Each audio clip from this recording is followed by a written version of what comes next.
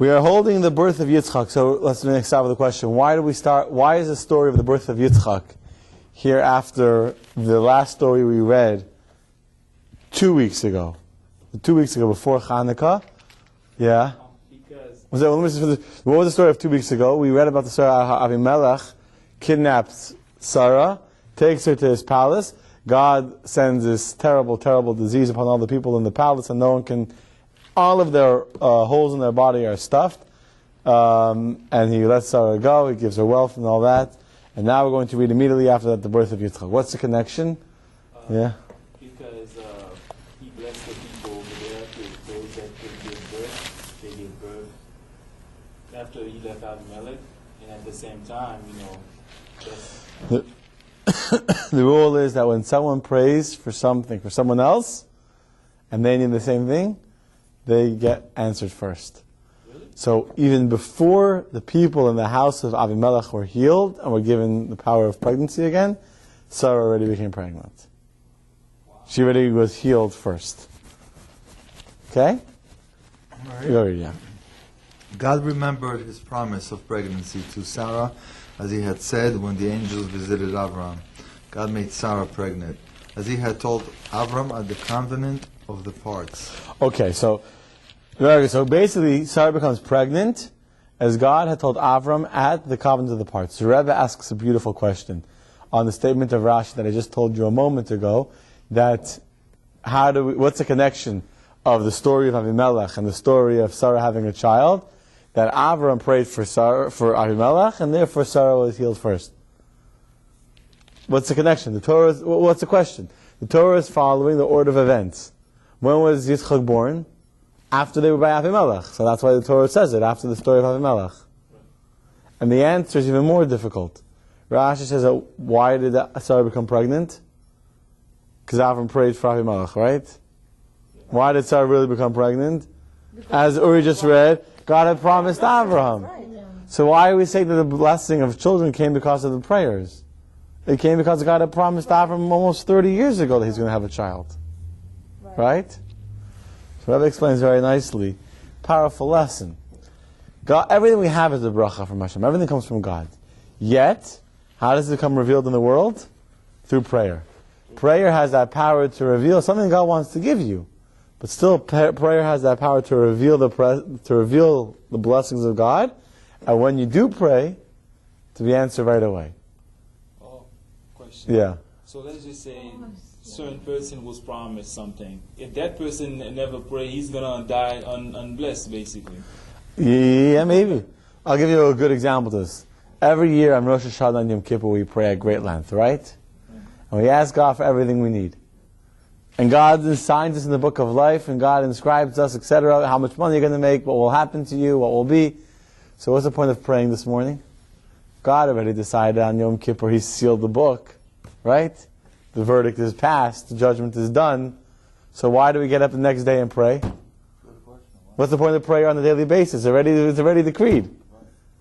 To stay connected to the one. Stanley, of course, is right that the real point of prayer is not just to ask God for the things you need. The real point of prayer is to connect to God. The Hebrew word tefillah comes from the word to hitpalel, to be connected, to be united. So yeah, the ultimate point of prayer is to connect to God, yes. But on the simplistic level where prayer is a list of requests, especially the Amidah, why are you requesting health? Why are we requesting parnasa?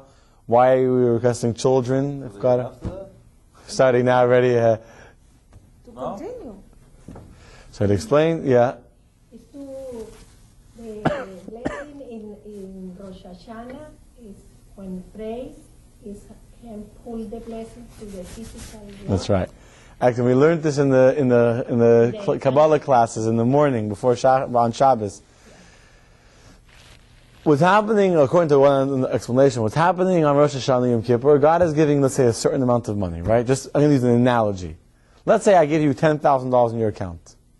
Do I know how you're going to spend that $10,000? No. Do you even know necessarily how you'll spend it? You don't know. You might want to spend it on the cruise, but for all you know, you get into a car accident, you'll smash your whole front up, and you're spending $3,000 in the mechanic, and then you have to spend another $1,000 on, on a new dry oven because your oven blew up. Right? You don't know how the money will go.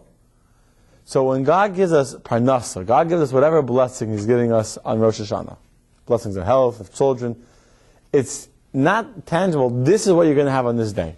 God's just giving you a general kind of spiritual blessing. It's a spiritual energy. It's not a physical form. It's not a physical check or a physical child or a physical health. How that spiritual energy which we receive during the high holidays will translate into a physical reality depends on our daily prayer. Whoa. When we You confuse me now. Ro- Why? Because you said, when you said it said already what you're going to make or what's going to happen, whether you're going to be healthy or sick, that all is said. It's said.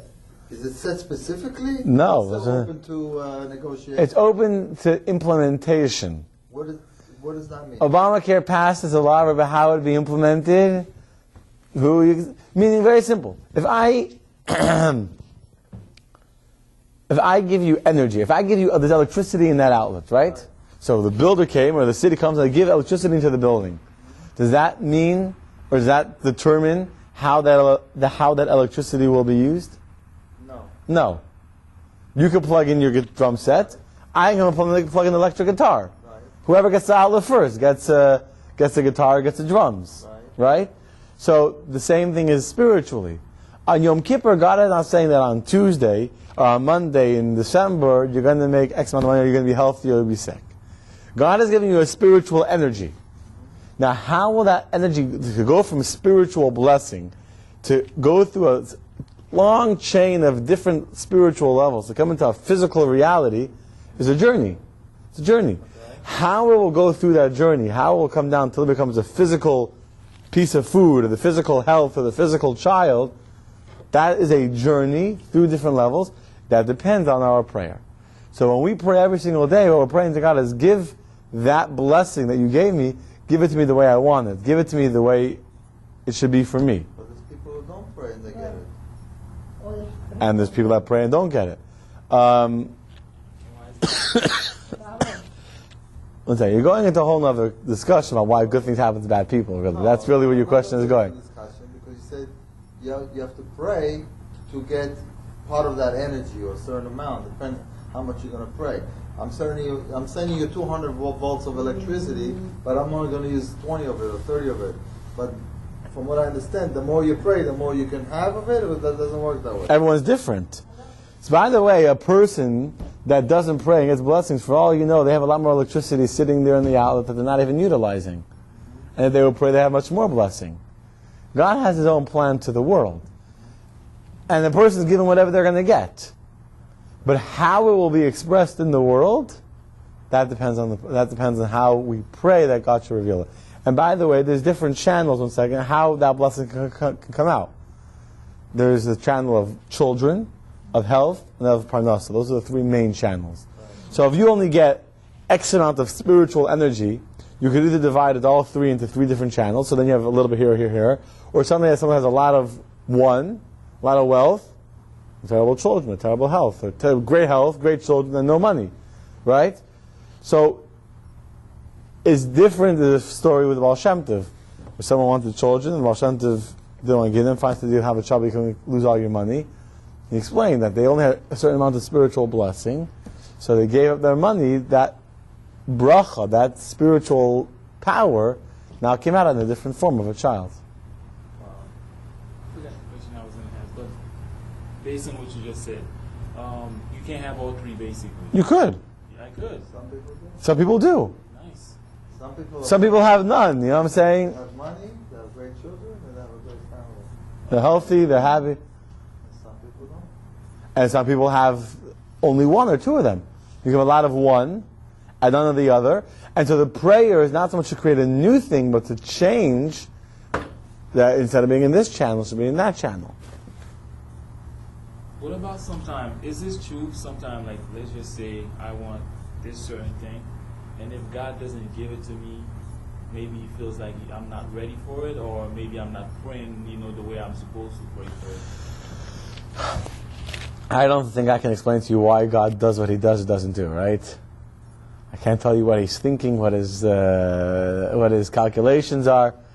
For everyone is different times, different things, different issues, different. Yeah.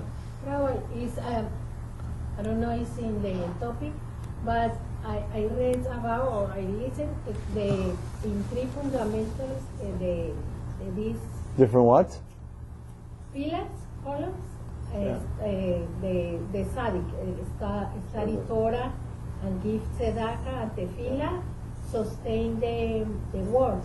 Maybe for the tzaddik studying Torah, other person receive parnasa, or not for own merits, if for tzaddik studying Torah, Saying the person get blessings because the tzaddik's merits. Yeah, the tzaddik could pray for a person, of course. I mean, definitely you see many times where a tzaddik prays for someone and they're able to get blessings they couldn't get on their own, of course. Right? That's why we go to tzaddik. We don't think that tzaddik is God, that the tzaddik can give us what we want. But we know that tzaddik is a better prayer than we are, and he has better connections than we do. So we ask him to pray on our behalf. He's our lawyer, right? Anyone that's ever involved in the court case can tell you, if you know anything about the criminal system and the justice system in America, you know that makes no difference if you're guilty or innocent. All that matters is who your lawyer is. Oh. Right? Yeah? You can be O.J. Simpson. If you have a good lawyer, you're good. Right? If you have enough money and you can afford the right guys, you're good to go. So that's why we go to a tzaddik. The tzaddik is our lawyer. He's our intermediary. So he prays on our behalf. Sure. because Lot is saved for the merits of Abraham. Sure. not for his own. Well, and that was all a side point. I didn't even plan on going there, but okay. Sorry, Rabbi. It's okay. It's all learning. It's all Torah, right? Yeah. It's great. It's the best stuff. It's godly stuff. Should I? Go, yeah, go. Verse 2. Sarah conceived. Sarah conceived and bore a son to Avram in his old age, at the time of which God had told him through the angels. Avram named his son who had been born to him, whom Sarah had born to him, Yitzchak. What is it? Does that sound a little repetitive to you, Stanley? Verse 3. Sarah conceived, okay. Old age, okay. Sarah named Avram named the son who had been born to him, Yeah, it is. whom Sarah had born to him, That's, Yitzchak. Yeah, so what's the explanation, Uri? Why are they repeating it twice? You tell me. What do you mean I'll tell you? I'm here to learn from you. What, you show me the class? Sure. That's interesting. So every time something is repetitive, it's like a hint in the Torah. Every single word, every single letter in the Torah has a message. There's nothing in the Torah is repeated for no reason. Everything has a symbolism. And of course, there's a symbolism in the repetition over here as well. That Avram named the son who had been born to him, whom Sarah had born to him. Basically, he explains in Ar HaChaim that every day he used to pray, not for himself, for the child. He used to pray for her, for Sarah. He would say, may my seed come out through this tzaddikus, through this righteous woman, Sarah. And Sarah will pray that may I merit to be able to bring the offspring of Avraham. So she would pray for him, he would pray for her. So the words in Hebrew where it says that had born to him is a reference, in the English is translated backwards, but in the English, whom Sarah is a reference to the prayer that Avram prayed for Sarah. Had born to him is a reference to the prayer that Sarah will pray that she should give birth to his children, Yitzchak. You see the love that each one prayed for the other. Okay, verse 4, keep on going. Avram circumcised. Avram circumcised his son Yitzchak when he was eight days old, as God had commanded him. Avram was 100 years old. Was 100 years old when Yitzchak was born to him. Okay, obviously this becomes the precedent of all Jewish children for the rest of time to have a bris. Circumcision? Ever? Well, Avraham circumcised his entire family. Yishmael was circumcised all of his. Yeah, but it was at the same time. Yishmael was circumcised at the age of 13. Yishmael was born when Avram was 86. Why he was 30? He was circumcised 13, and over here it's 8. Okay, excellent question. And how did Avram decide that it was 8? How did Avram decide it was 8? Yeah. How are you? What do you mean, how did God told him? Oh, God told him that Clearly. What is the meaning of 8 days? Oh, okay, excellent question. So, first, a few things. We spend a few minutes on that. First of all, just to give you the numbers. Avram was 86 when Yishmael was born. Okay? When God appeared to him and told him to make the bris to do the covenant, how old was Avraham? 99. Right? And Avram was 99 when he has the circumcision. Oh, it was 9. Right. 99. So if he's 99, how old is Yishmael then? 13. So that's when he has a bris. By the way, till today in the Arab world, Muslims are circumcised when they're 13. Oh, That's their... No wonder they're crazy. That's, Really? Even now? Sure. All Arabs are circumcised too? Yes, sir. But at 13 they do that? That's when Yishmael got circumcised. That's 13. That's the bar mitzvah. But they keep- Our kids got it easy. They just got to memorize some Hebrew mumbo jumbo, Haftorah. These kids in the Arab world, they got to go through a bris. Sure. I never knew that. It's part of becoming a man. That's the whole culture. To become a man, you have to go through the pain. Too. What? Yeah, it's how you prove your manhood. Well, we're getting circumcised, or are you taking... How old are you going to get circumcised? No, not me. In Africa. How old are they? Some at 20 something, some at 13. It depends on the Muslim, the country basically. But I don't understand. If it's 13, why they don't do it in 13 days? I mean, I understand it's supposed to be 13 by the... Because 13 years Avram did Ishmael. Yes, but nowadays, until this day, they keep it like that. 13, you take it to a surgery to do it? Yeah, they don't do surgeries here. They just... Oi! The Arabs, what do you expect? They love to be head. Yeah. It's a sign they're proving their manhood. Yeah. By the way, in Russia, when the Russians were getting brisim, and the Russians in Russia, they weren't allowed to have a bris. The communist government tells them with the circumcision, they could kill them. So now after the fall of communism, they would have a few l'chaims, and that was it, on the table, and have a circumcision. Well, I know also when they came to Israel, the Russian... Now, Right, what do you think? They put them to sleep? Nothing. but I saw an adult circumcision of a male, 30-something, 35, whatever. There was an office with local anesthesia, but yeah, but you cannot use the stuff that you're using for a little baby. no. They have a bigger size like that? Well, the knife is a knife. Oh, it's a knife. But let's start there, right? If you look, Uri, on page 91, you go back a little bit, this is where Avram has his bris, and over there God clearly commands Avram for the rest of Jewish future that this is even on page 89, this is my covenant, you shall circumcise the flesh of your foreskin. Verse 12, at the age of 8 days, every male shall be circumcised to you throughout your generations, when they're born in your house, etc. They should be circumcised at the age of 8 days. So here you see black and white where God commands Avram to, not just for him, but for all future generations, that the birth should be done in 8 days. So this is not Avram's decision. This is God told him clearly. The question is why 8 days, and how does that compare to 13? In fact, it says that Yishmael used to pride himself, used to show off to Yitzchak and say, "You think you're so special that you had a bris when you were born. I had a bris when I was 13. I chose to do it. I could have refused, and I accepted it upon myself. So in fact, I'm really greater than you." This was Yishmael's way of bragging to Yitzchak. And in fact, we know that the 8th day is a much more special thing. Why? What does number 8 represent in Torah and Judaism? Out of this world. Out of this world. 7 represents nature. 7 days of the week. Everything of nature is 7. How many musical notes are there?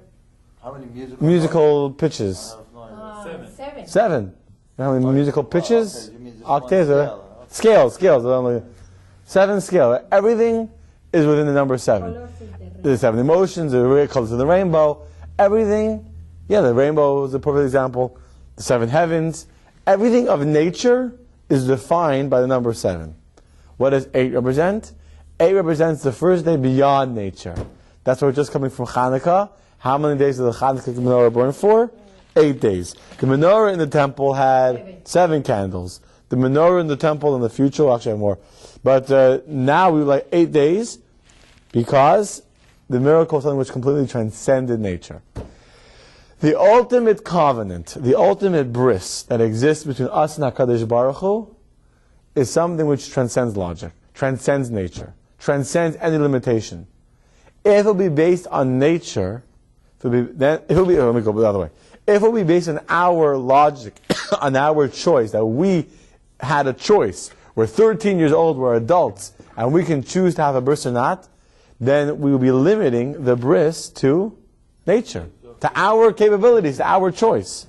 The ultimate covenant is that it's something which is completely beyond you, something that completely transcends you, something that completely is beyond who you are. That's the ultimate idea of a bris. And therefore, we specifically do the bris on the 8th day, even if the 8th day is Shabbos. As long as the baby is healthy, obviously. If the baby is sick, the baby is yellow or whatever, we don't do it. But if the baby is healthy, even on Shabbos, you desecrate Shabbos, you cut and all that on Shabbos, because the intense spiritual power of the number 8, that it transcends the limitations of nature, is beyond the world, is the entire idea of the bris between the Jew and God. The entire basis is that something which transcends nature, transcends any kind of limitation of this world.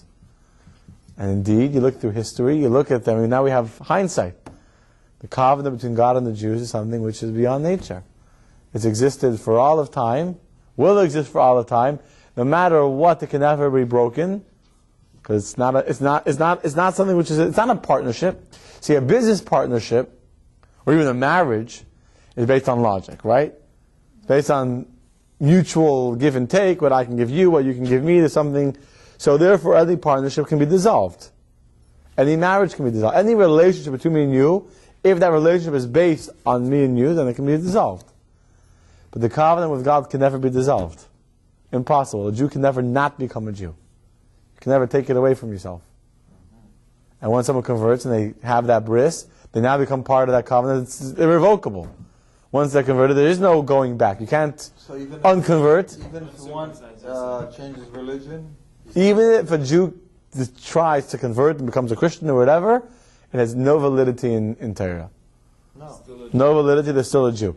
They should go to mikvah and purify themselves, but as far as they don't need to go through a conversion process per se. They're still a Jew, they're still accepted amongst the Jewish people, they're still counted for me. Yeah. There's certain halachas, someone that converts, who's considered a meshumid, or someone like went against the Jews, there's certain halachic limitations on that person. I'm not saying it's like perfect, but they're still a Jew. Still a Jew. They can never not become a Jew. Why? Because being a Jew is not something you choose. It's a covenant, right? And then it becomes a covenant that you're entered into specifically without your choice. That's why we specifically do the bris on your 8 days and not when you're 13. Yishmael said, I chose to do it. What Yishmael didn't realize is that very thing that he chose to have the bris is what inherently limits his connection to God, to his intellect. So can you explain to me the people who convert from Christianity to Judaism? Yeah. Are they always going to be Jewish once they convert? Once you convert, you're always a Jew, no matter what. Really? You don't have to Which is reform. part of the reason why we're so hesitant to convert people, and the Beis Din makes it so difficult, because the Beis Din knows that if this person converts, and then they give it up, and they say, I'm not interested anymore, they go back to leading a regular, secular lifestyle, they're sinning. Every single time they're eating that kosher, whatever, they're sinning. So why should you convert someone? I'll be religious for a year, then I'll say, you know what, I was just a big mistake, I didn't really mean it, I was just a fad I was going through. Anybody could change. There's no guarantee for anything in life. Right? There's no guarantee for anything. Right, but there is a guarantee if you're born Jewish. There's no guarantee. Huh? There's no guarantee someone born Jewish will If remain... you're born Jewish, like you said, you stay Jewish, that's a guarantee. Right? But if you're Christian and you convert and you go back, you're not guaranteed to be Jewish anymore. You'll still be Jewish, and that's why we're so... You will be Jewish. You'll be Jewish. Once you convert, you're given a soul, and you have a neshama inside you that you can never get rid of, just like a Jew. That's it, done. So therefore, what happens if someone converts, and then they decide that they didn't really mean it, they didn't realize how tough it would be, and they stopped being religious? Now they're sinning. Before, if you're not Jewish and you don't keep Shabbos, big deal. It's not a sin to not keep... You have no obligation to keep Shabbos. But now if you convert and you don't keep Shabbos, I thought we do. now you're sinning. No, you mean you do, but if you're not Jewish, so that's part of the reason why a Beis Din is so hesitant, and they make the person really prove that they want to do it, because they have to make sure that it's not just like a passing fad. And me, if I'm not keeping Shabbat, I'm not sinning? You are sinning, of course you're sinning. So what are we going to do about it? The times of the temple. I put you under the gun now. The times of the temple, you'd be stoned to death. But yeah, you're sinning. Of course, you're sinning. What do you want me to do? Now, the meaning of stone is different now. Stone means skin high today. Yeah, exactly. There is a section in the covenant to the excommunication, the Chabad leader. It says communication from the Israel, the rabbi or the Kabbalah Center. I don't know what you're saying. About is excommunicate. It's no more Jew.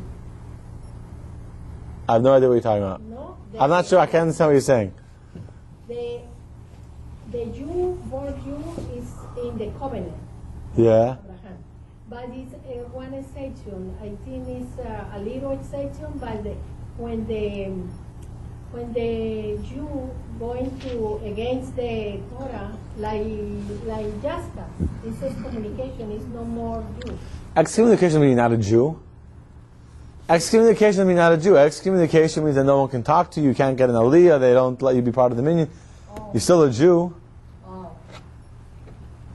Until you do tshuva, right? Yeah, you're quarantined. Excommunication is being quarantined. Like you're not in the. Let me ask you a question. If an American commits a crime, are they no longer an American? No, they are. Still American, right? They could be a murderous, evil, sadistic, terrible thief, robber, rapist, everything. They're still an American citizen. But if a guy wants to become an American citizen and they're not, they can be the nicest person, the most kind person, right? Most ethical person, pay everything on time, never cheat, never steal a penny. Then reject. But you have to work and prove that you're going to be a good American. Same thing. Or married to American woman. What? We're getting married to an American woman. That's right. See, but in Judaism you don't have that. You can't getting married to a Jew doesn't make you Jewish. America, everything is Yeah. business. I was gonna say. It is a business, by the way. Of course, it's a business. I was gonna say something, but it may not be appropriate because, like for example, even if you become a citizen, you're still not American because where you're born is what you are, right? No, a person can be born anywhere and become an American citizen. Of course. American citizen, but not an American. Does that make them less American than someone that's born in America? Most of this You country can't be is from somewhere. president. I can't be president. No. And that's because you weren't born Like here. Basically, that's what I'm saying. Yeah, but I don't But think what that about that's. Barack Obama? Obama is not the Yes, he was. He's in Africa. No, he was born in Hawaii. How do you know? Huh? Because his mother, he was born in Hawaii. There was no proof to that. He They was couldn't born, prove no, I it. saw his. You know as well as she knows. I'm not saying one way or the other way, but it's not. No, he was. I saw his birth certificate when Donald Trump was making the commotion about him. I saw it. It was Okay. all over Twitter. Yeah, I'm very big on social networking.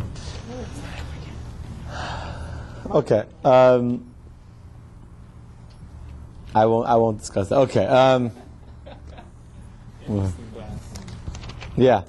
Sarah said, verse 6. Early? Give the mic to Early. Sarah say, God has me happy. However, hears about this will be happy for me. Very interesting. The Hebrew word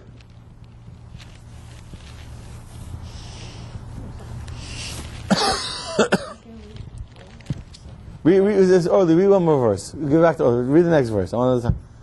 Okay, you read it. Early, read it. Verse 7. She said, "How awesome is God, who said to Avram that Sarah would nurse children, for I have borne a son in his old age." Okay, so she's saying a few things, Sarah, she's saying over here. God has made me happy, right? And whoever hears this will be happy for me, but really, if you translate it literally, they'll be happy with me. And then it's just how great is Abraham, how great is it God who said to Abraham, you have a child. On that day, that she had a child, hundreds of them across the world started having children. Anyone that was barren, anyone that couldn't have kids, anyone that was sick, their prayers were answered at the same time. So the whole world is in a state of rejoicing together with her.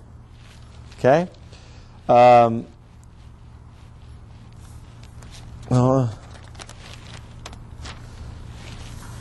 Okay. So she said, Mi Milal, but just point out for the Hebrew, by the way, for those who speak Hebrew here. But Tomer, she said in verse 7, Mi Milel Avraham, which means who would have said to Avraham. The word should have been Mi Diber Avraham. Right? But Milel, It's the second to last line of the Hebrew. 4 lines, the second to last line. The fourth word is mi milel. From the root word is mila. But it's very rarely you find it says mi milel, who spoke. It's mi diber. What's the numerical value of milel? Mem is 40. Lamed is 30. Another Lamed is another 30. What does that equal? 100. How old was Avram when he was a child? 100. Mi milel Avram, which means which God would have said to Avraham that you're going to have a child that will fulfill his word, is also hinting to the fact that Avram was 100 years old. Other people, though, translate the words differently. Other commentators explain that if someone would have said to Avram to comfort him, you'll have a child at the age of 100, they still wouldn't have believed him. And instead of referring mi milel, referring to God fulfilling the words he promised Abraham, instead they read the verse that Sarah said, whoever would have said to Abraham that Sarah will have a child, he would not have been able to believe it. That's how great the miracle was. Okay? Yeah? Verse 8. The child grew and weaned at 24 months. On the day that Yitzchak was weaned, Avram made a feast, invited all the great people of the generation. Okay, so he makes a big feast when he turns. By the way, just notice, when Yitzchak has a bris, it seems like there's nobody there. Doesn't say there was a big party or anything. When he was weaned, which means when he was 2 years old, when he finished he stopped nursing. Oh, okay. He was eating big kid food. Then there's a big party. Interesting. Just an observation. What happened at this party? They didn't believe Sarah actually had the child. That's right. And what happened, in that feast, Abraham invited a whole bunch of people with kids, and Sarah breastfed all of them. Am I correct? Yeah. People were doubting, he's right, people were doubting that Avram and Sarah had a child. They said that they probably, they took someone out of the marketplace. They adopted someone, and they stole a kid. They found the kid abandoned in the street somewhere. They took him home and said it's theirs. Right? Which people do that sometimes. So to prove it, God did a miracle, and Sarah nursed every single child that came to the party. Yeah, it was a miracle. It was a miracle. It was a miracle, but you cannot have To make a statement. By the way, think about it. The party was on the day. What's the big miracle? The fact that she could nurse her own child is also a miracle, right? Right. She's 90 years old. A 90-year-old woman can nurse her child. It's also a miracle, no? So why did Hashem have to make that she nursed all the other kids? Just, Double miracle. No, The day that this happened is the day that she weaned Yitzchak. Yeah. Hoping that Yitzchak didn't need a nurse anymore. And so God did an even bigger miracle. Not only did she nurse her own child, she nursed after she finished nursing. She was already finished the cycle. Her body was no longer naturally producing milk. She still nursed all the other kids. So that just proved that God can do this miracle. God can do the miracle. What? Doesn't go right away. Still stayed with you. She stopped that day. Unless she... After 2 years, I don't know exactly how the body works, but the hormones don't produce milk forever. 3 years. As long as there's milk taking, Keeps on producing. It depends. Until The 5 years question old. is if it stopped for her or Till not. 5 years old. Some people continue to 5 years old. Wow. So the question, did she stop on her own, or it's a miracle it stopped and then it started at the party? Right. I don't know if it stopped and started, but the point is she had finished nursing. I saw one of the commentators said that she has finished nursing. Finished nursing doesn't mean that she finished to have milk in her body. She still, as long as the baby doesn't take, then the body doesn't produce. But Right. Okay. Anyway, 99, please. That's all she was 90. She was only 90. 90. But it's still pretty good, right? Okay. By the way, from the time that Yitzchak Avram is blessed with this child, God now gives him back his potency, and he keeps it till the end of his life. At 140, Avram will have more kids, which we'll get to one day. Anyway, okay, let's continue. You ready? Avram ninth That time. time, Yeah. they were like 140 years old, and nowadays 100 and some 100, barely make it to 100. People were stronger then. People were healthier. But I They think drink kingdom water then, right, Ori?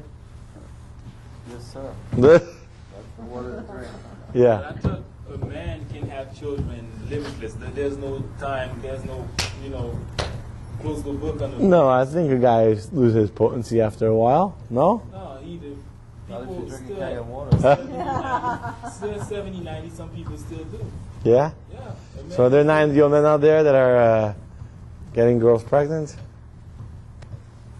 I heard a few stories. Okay, let's go a little bit further because we started late. Avram's 9th test, the expulsion of Hagar and Yishmael, page 119. Go for Stan. Sarah saw the son of Hagar, the Egyptian, who she had born to Avram, become depraved, worshiping idol. Sarah said to Avram, "Get rid of the handmaid and her son. The son of this handmaid is not worthy to share an inheritance with anyone who is my son, or with anyone as righteous as Yitzchak." Okay, so she sees him, literally, if you look in the Hebrew, it's a fascinating word. The second line of the Hebrew, last word of the verse 9, she saw that this boy, the son of Hagar, the Egyptian, was mitzachik. Where does that word sound familiar from? Tzchok, from Yitzchak. In fact, we just read it 10 minutes ago. When she names him Yitzchak, actually wasn't it, she says, Kosh, Yitzchak, right? She was rejoicing. In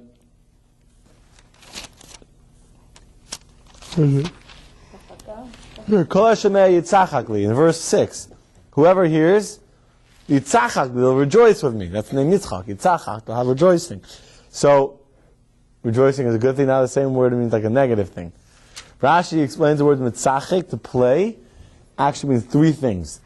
It means to be involved in idol worship, to be involved in murder, and in illicit relationships and adultery. And Yishmael was doing all 3, and that's why she kicks him out of the house. That's what Rashi says. That's one definition of mitzachik. He was really, a troubled youth, if you will. He was really making problems. Another interpretation, the Rashi also brings, another brings as well, that he would argue with Yitzchak over the inheritance. Oh. He would say, "You think you're so special, I'm going to get a double portion. I'm the firstborn, I'm older than you. So whatever you think you're going to inherit, Avram, I'm getting more than you, I'm older than you." In some ways it makes more sense, because the truth is, I think it's a Braisa, where Rabbi Shimon ben Elazar asks a very simple question. How can you say that Yishmael was worshipping idols in Avram's house? It's ridiculous to say that. Avram is a man that transforms the entire world. And Avram is a strong person. Avram is not, how is it possible that Avram would allow his son to be worshipping idols in his house? Having sexual relationships in his house? Murder? It's hard to imagine. Right? Rather, it means that he was laughing, he was arguing with Yitzchak. Or, another explanation, which makes the most sense, is, which the Ramban explains, that he was laughing at the party. How old was Yishmael at this time? 13. No. 13 was when he had a bris. He had a bris before Yitzchak was born. 14? No, 15. 15. No. Years after? He was 13 when he had the bris. 16. Okay, getting closer. He's actually 17. So here's the story. 13 he had the bris. You're the closest. 13 he has the circumcision, right? Avram is 99 at the time. 1 year later, when Avram's 100, the baby's born, so now he's 14. 2 years for the child to be weaned, 24 months. So now he's 16. Okay? So he's 16 at the day of Yitzchak's being weaned. A few months later, he was when he was kicked out of the house, and he was 17. It's kind of hard to imagine a 17-year-old that's doing all these things on his own. He can't be debating with Yitzchak. Yitzchak's only a 2-year-old kid. Right? So rather, it says that Sarah saw by the party that Yishmael was already making fun of Yitzchak. Saying, yeah, he's telling other people. He thinks he's going to, everyone make a big deal about him. I'm the older brother, I'm going to get a double portion. But then by the party, she didn't say anything because she was still distracted with the party. She was excited, so she kind of let it slide. But later, she heard him saying things again about him, and then she said, enough is enough, and time to kick him out of the house. So since then, they already started with all those bad things. Since then, Avram and Yitzchak and Yishmael don't get along very well. From when he's 2 years old. From when Yishmael is 16, and Avram and Yitzchak is 2.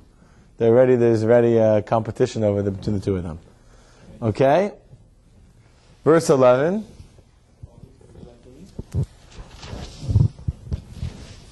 His son idol worship disturbed Abraham greatly.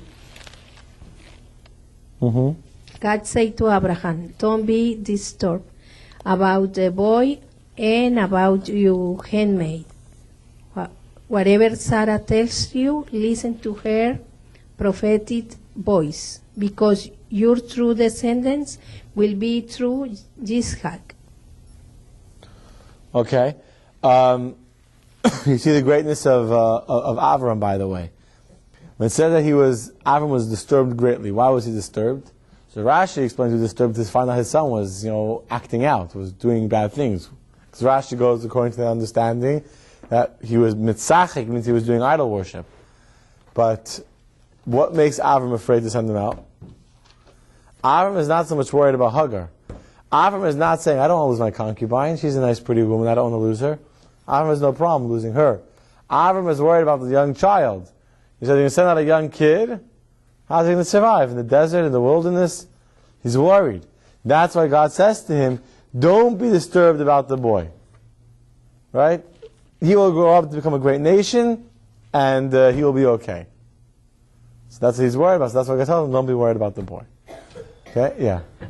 First of all, it says here, he'll be into a nation, not a great nation. It says on paragraph 18, great nation. That's the first thing. And second of all... Would it say a great nation? Well, first of all, in this paragraph 13, it says... Just a nation, yeah. Nation, and then in paragraph 18, it says great nation. Okay, fine. Yeah, I see that, okay. But my question is, why would he make Yishmael into a great nation when he's... Why do that? I don't understand that when he knows he's an idol worship or he's Egyptian or he's not... Okay, good. He's putting one against one over here. This is where the conflict of the whole world is starting. In fact, says I want to read. In fact, your question I'll make it even stronger for you. The second question I'll make stronger for you. First, I'm not sure why it says Goy Gadol, but we're going to read in a minute how Yishmael is sick and Yishmael is dying. We'll read it, and then he's dying, and God wants to say and sends an angel to go save Yishmael. And it says that the other heavenly angels come to God and say, why are you saving him? Yishmael, this kid that you're about to save, he's going to kill the Jews. He's going to be our enemy, exactly as Uri is asking. And in fact, when the Jews will come, it says in the Navi, in the prophet, when the Jews were exiled by the Babylonians out of Israel, they said, bring us to the Yishmaelim. They're our cousins, though they had no food, no drink. They'll feed us at least, as they're being marched out on this slave march back to Babylonia. They come by Yishmael, and Yishmael comes out to greet them with salty foods, salted fish, etc. They ate them, and they were very, very thirsty. And then they finally gave them water only afterwards, but they didn't give them water. They gave them empty canteens full of air, flasks that were empty. And they were so desperate to drink that they gulped at them, and the air went inside them, and they blew up in their insides, and they died. That's what the Yishmaelim did, what the Arabs did to the Jews. The Babylonians were taking us as slaves. And the Arabs came and they tricked us to kill us. And so they say, the angels come to God and they say exactly as Uri is saying right now, God, why are you saving this kid? He's going to be a cause of great problems. And you'll see when we get to the verse how God answers that question. God will answer. We'll read it, we'll see inside. It's like a chess game for God, I think. Well, obviously God has a master plan. Huh? God has a plan. Yeah, but it's a right? chess game. God is playing chess between Arabs and Jews. He's setting this all up for us. That's why we have it now. Huh? That's why we have it now. He knows it. What was the reason to do that? What? God knows everything, sure. But why did he do that? All that. Why does God want us to suffer from the hands of the Arabs? Why? Why? I agree. Not a question. Ad Masai. The question is not so much why. Why we can ask. The question is, when will it end? The question is, how much longer are we going to suffer? How much longer are you going to make us suffer? And It doesn't say in the Torah what's it say? It says it's going to end. It's been like that for 4,000 years. How's it going to end? How long is the Torah? 3,500? it's going to end right now. Mashiach is going to come. Eliyahu Navi will stand on the mountaintop and blow us big shofar, and the whole world. Mashiach could be in the next 300 years. You know that. Mashiach could be the next 3 seconds. Right, between 3 seconds and 300 years. But let's focus on the 3 seconds. Right now, Why? Right now, before you go get the medicine for Danielle, Huh? Mashiach, before you go get the medicine, Mashiach could come. That's it. I hope so from your mouth. I don't hope so. I believe Be'emunah Shlema, and right now it could happen. Quick question without this. So if Mashiach comes right now, because I'm not done with my process, I'll be kicked, I'll get the boot. If Mashiach comes right now, everyone that wasn't at the class tonight will be kicking themselves and they'll say, why wasn't I at the class when Mashiach came? No more class. Yeah. What's going to happen to me? What's going to happen to me, Rabbi? You're not going to be part of the Jewish people yet. Oh, they guys going to. You'll be considered amongst the righteous Gentiles, but Where would I go? Where would I live? it says that the righteous Gentiles will serve the Jews. I don't like serving. I don't like serving. So you better get a move on. I don't like being a servant. You didn't convert it? Oh, I didn't know that. Still a process. It's a long process. After okay. Make sure that he's not going to go back. So anyway, another amazing trait of Avram. Even though Avram was so inherently against sending his son away, Avram is a man of kindness, a man of love. For Avram to send his son away into the forest and to say goodbye, it's very difficult for him. Nevertheless, because God told him to listen to Sarah, oh, we forgot something important. God tells him, listen to what Sarah tells you. Sarah is greater in prophecy than Avram was. It also explains, according to Kabbalah, that Sarah represents the body, Avram represents the soul, and Sarah has a greater thing, which is why also Mashiach comes, says the woman will be on a higher level than the man, will be revealed the greatness of the woman over the man, and so a foretaste of that already existed by Avram and Sarah. They were on such a level of refinement that they were already able to experience on some level what all of us will experience in 3 seconds when Mashiach comes, how the woman is indeed greater than the man. And therefore, God tells Avram, yes, you're the man, and you're the husband, but listen to what Sarah tells you. So, he gets up early in the morning, verse 14. He overcomes his natural inherent discomfort. Avram got up early in the morning, and he took bread and leather pouch of water, and he gave them to Hagar. He placed them on her shoulder with the boy, and he sent her He placed him away. on the shoulder with the boy, meaning he placed the boy on her shoulder as well. Why did he do that? Because he got very, very sick. Why did he get sick? Because Sarah gave him ayin hara, which means an evil eye. She got upset at him. When a Jewish woman gets upset, hell has no fury like that of a scorned woman, right? A Jewish woman. Stand back. Normally, actually, it says that people didn't get sick before Yaakov. Yaakov was the first one to get sick. He prayed to God, let me get sick before I die. But here's an exception to the rule because Sarah gave him an evil eye, and he gets sick. Robert, Yeah, what means ainara? evil eye. Yeah, but what is What is it practically? yeah, practically? When someone looks- It could be a few things. An ayin hara could be, let's say, someone has a lot of blessing, or a lot of happiness, or a lot of money, and they say, they don't deserve this.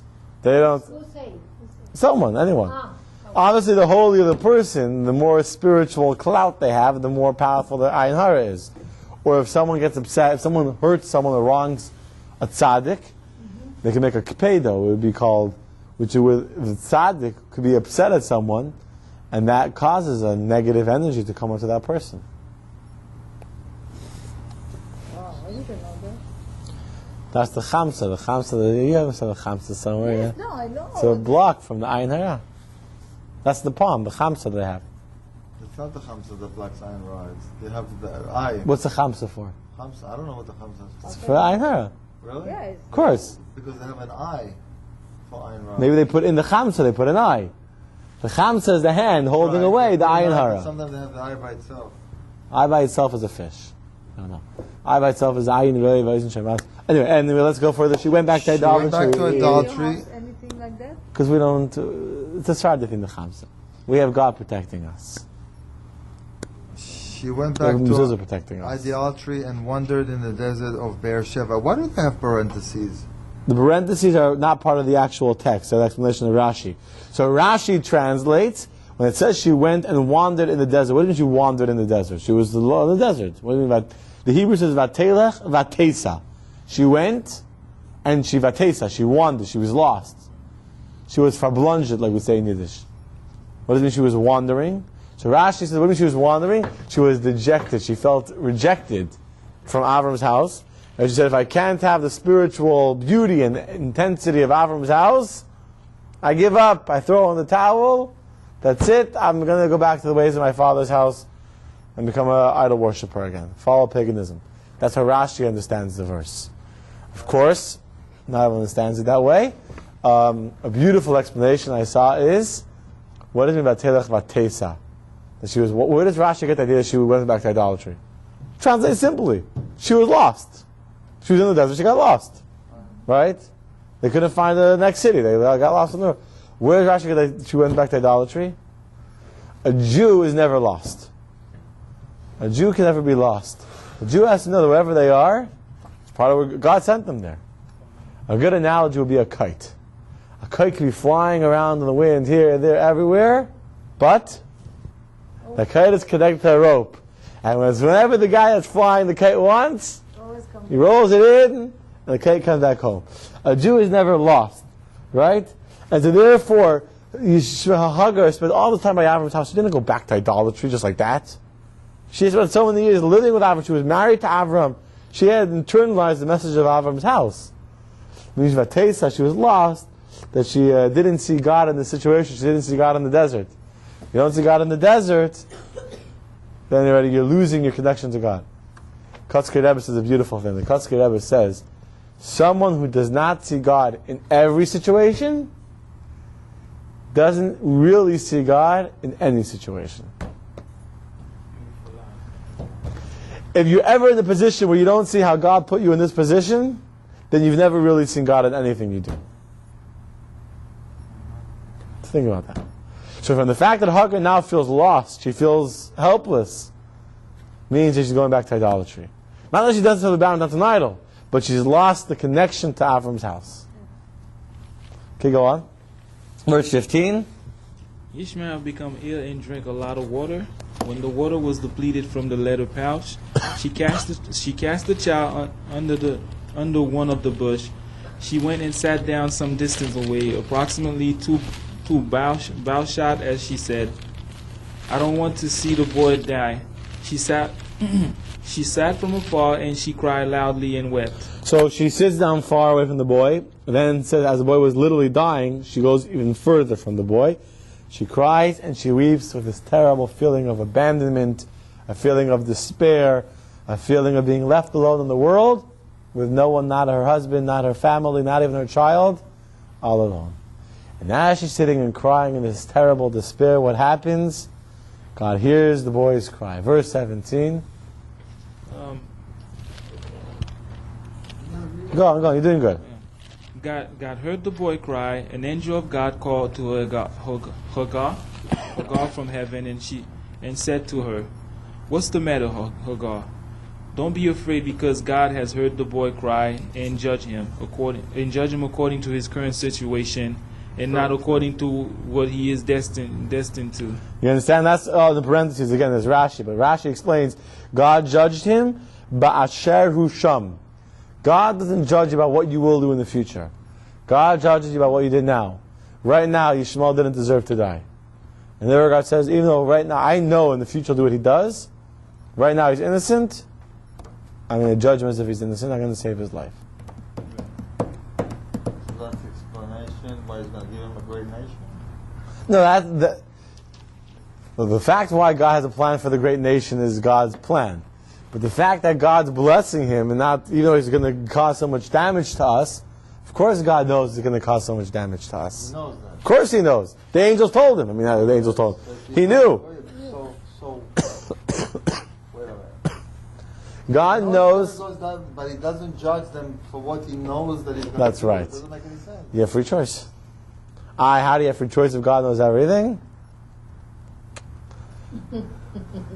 Yeah. Rabbi, here say the God hears the boy's cry. Yeah, God hears the cry of the boy, yeah? Yeah. But before this, in say Yishmael became ill and drank a lot of water. And the angel answered to Agar. But is God respond for the cry, Yishmael cry? No, excellent question. The question is that it says God heard the cry of the child of Yishmael, but then the angel is speaking to Hagar. It's really two different things.